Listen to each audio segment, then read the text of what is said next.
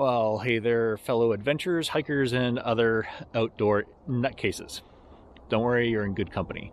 Mike here, and as you can see, it's a little chilly out. I'm in a couple layers for late November of 22, and hitting the Elgin Trail one more time.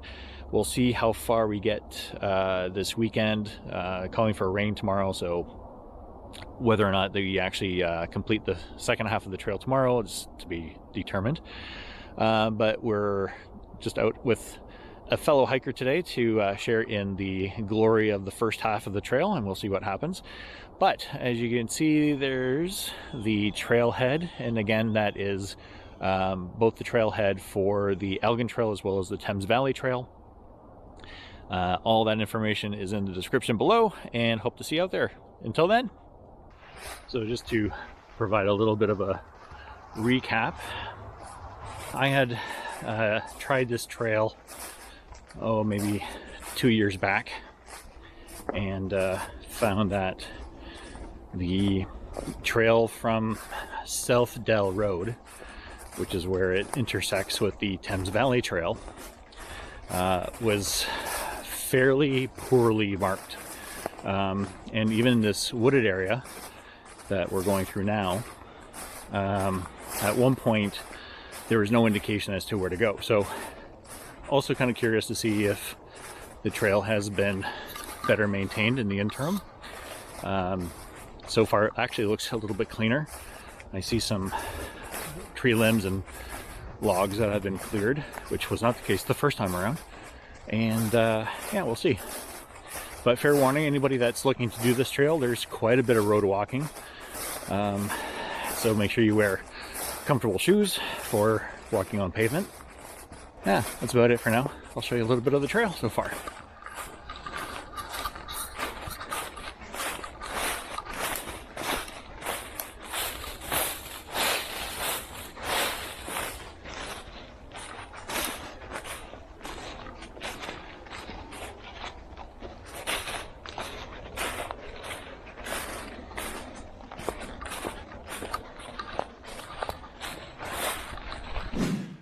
All right, folks, so not a lot going on. The first 11 kilometers of the trail is primarily roadside walking, down county roads, kind of boring.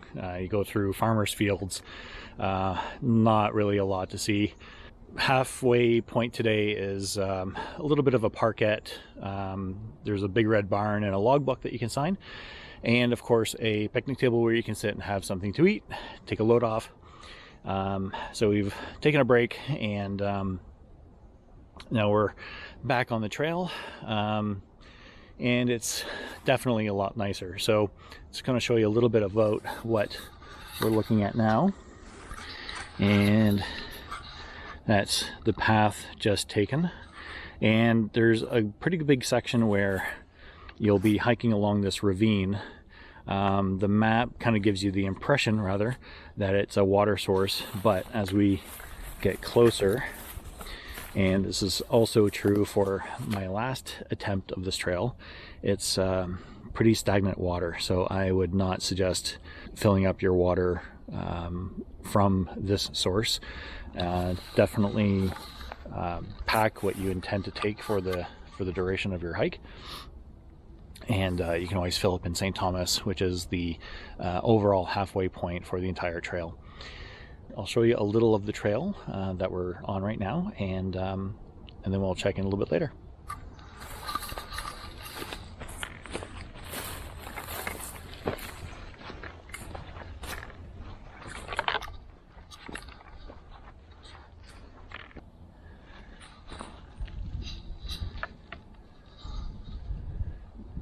A little bit of flow, but not very much at all.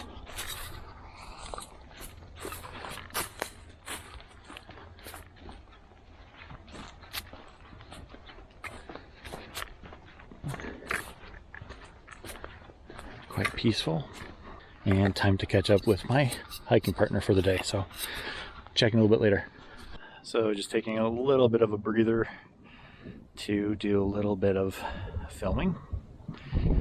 So we're about just a little bit more than 15 kilometers in for the day, And we've followed the ravine up to a road, crossed the road, and got back into the trail. You can see the ravine over there.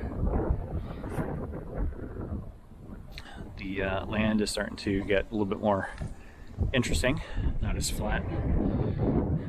Not quite crevices like on the Bruce, but you will see a few divots in the landscape. But of course, nothing but cornfields. And the trail itself has gotten a little easier to traverse.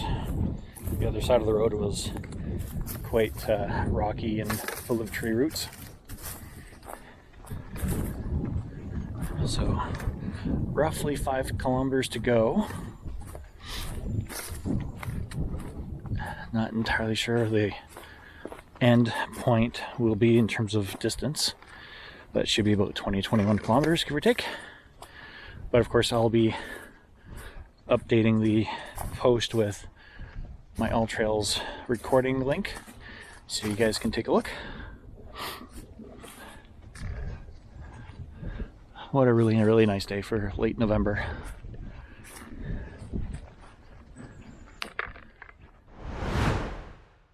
So just to show you how the ravine or the terrain has actually changed, and we're walking down the embankment of the ravine. Another shot of that not so clear water. Saw a couple drainage pipes, so not sure where the sources of those.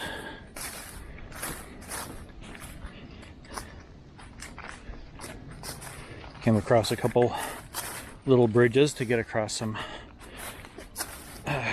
cracks and crevices of the ravine. I tried to cross a log at one point and it just snapped right in half on me, so that was fun. No damage, thank you for asking. Water's slightly frozen.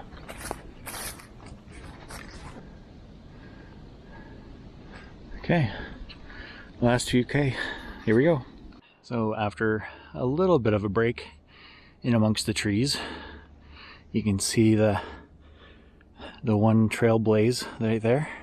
So we came down, and of course it's a little bit of a frozen ground that's been thawed out, so a little slip and slide here and there.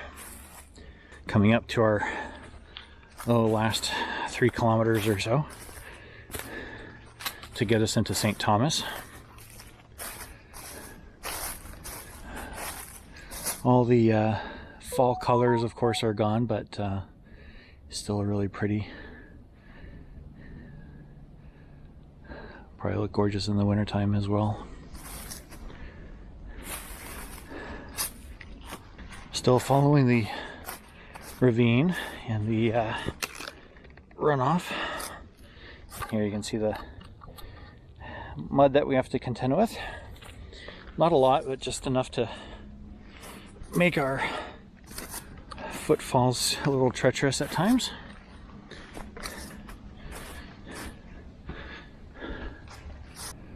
Hard to believe it's early afternoon, but the sun is already starting to set. Good as we go this way.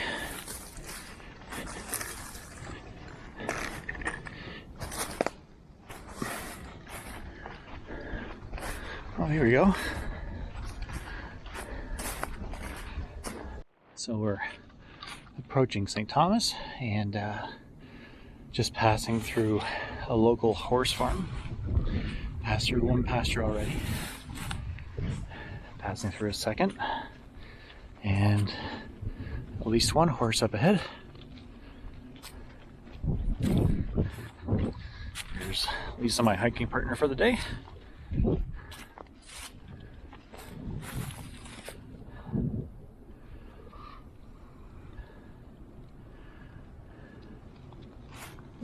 So 22 or so kilometers later, a couple of big climbs, way out of shape. And several hours later, we now see bridge, which is our halfway mark. Woo! And signs of civilization. And a hoot and holler and Lisa, which is always good. So, we'll see what the last little bit brings. At this point, I hope you enjoyed the video. Again, this is the Elgin Trail, the first half, so the first 20-some kilometers from Southdel Road to the middle of St. Thomas.